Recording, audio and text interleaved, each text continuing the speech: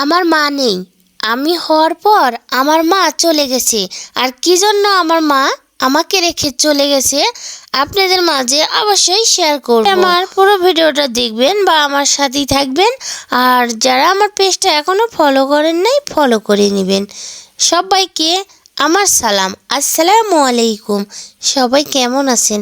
আশা করি সবাই অনেক অনেক ভালো আছেন। আপনাদের দোয়ায় আমিও আলহামদুলিল্লাহ অনেক অনেক ভালো আছি। তো আমি বলি যে আমার মা মারা গেছে, সে মাটা হলো আমার পালিত মা, সেই মাটাই আমার মারা গেছে। আর ওই তো বললাম আমার মা আমাকে রেখে চলে গেছে। আমি আমার বুদ্ধি হওয়ার পর শুনি আমার মাকে আমার বাবাই তাড়িয়ে দিছে। তো যাই হোক, আমি তখন অনেক ছোট, মানে আমি ভাড়াতে ছিলাম।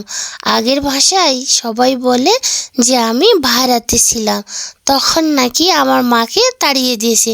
তো যাই হোক, আমাকে আমার ছোট মা মানুষ করছে আর কি। আর যে মা আমাকে মানুষ করছে সে মাটা না অনেক অনেক আমাকে ভালোবাসতো, কারণ মার কোনো বাচ্চা ছিল না, মানে কখনো তার কোনো বাচ্চা হবে না, এই কারণে আমাকে আমার ছোট মা মানুষ করছে। তো আমি বুদ্ধি হওয়ার পর থেকে জানি যে ওটাই আমার মা। বললাম আমার নিজের মাকে আমার বাবা তাড়িয়ে দিছে, কিন্তু আমার মা আমার সাথে কোনো যোগাযোগ রাখে না, কারণ ওই যে তার অন্য জায়গায় বিয়ে হয়েছে আর ওখানে তার বাচ্চা হয়েছে, ছেলে মেয়ে। তো ওরা নাকি আমার সাথে যোগাযোগ করতে দিবে না। আমার ছোট মা যখন বেঁচে থাকতো তখন আমার নিজের মা অজুহাত করত যে আমার ছোট মার জন্য নাকি সে মা আমার কাছে আসতে পারে না। তো এখন আমার মা ছোট মা মারা গেছে, তো এখন আমার মা এখন বলে যে আমার বাবা আছে, এই কারণে নাকি আমার মা আমার কাছে আসে না। তো যাই হোক, এখন আমার মনে বলে সে কি আমার আদিওতে নিজের মা?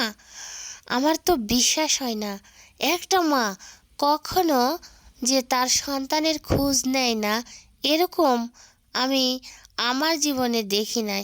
তো যাই হোক, আমার মা আমার কোনো খোঁজই রাখে না। তার অন্য জায়গায় বিয়ে হয়েছে, তার সেখানে ছেলে মেয়ে আছে, সে তাদেরকে নিয়েই ব্যস্ত, আমার কথা ভুলেও সে চিন্তাই করে না। তাহলে আপনারাই বোঝেন আমার মধ্যে কতটা কষ্ট নিয়ে আমি বেঁচে থাকি।